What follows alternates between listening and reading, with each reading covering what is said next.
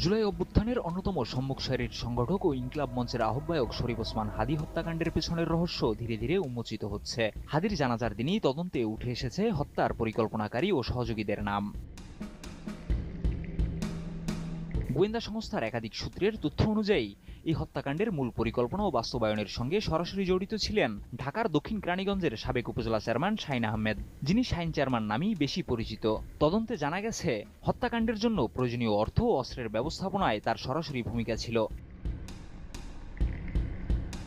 তবে শাহীন চেয়ারম্যান একা ছিলেন না। তদন্ত সংশ্লিষ্ট সূত্র জানাচ্ছে, তার সঙ্গে ঘনিষ্ঠ যোগাযোগ ও সমন্বয়ের মাধ্যমে আরও কয়েকজন ব্যক্তি এই পরিকল্পনায় যুক্ত ছিল।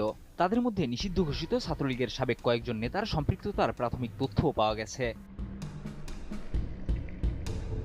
গোয়েন্দাদের দাবি, হত্যাকাণ্ডের পর হামলাকারীদের ঢাকা থেকে সীমান্তের দিকে পালিয়ে যেতে সহায়তা করেন গোপালগঞ্জ জেলা ছাত্রলীগের সাবেক সভাপতি আব্দুল হামিদ।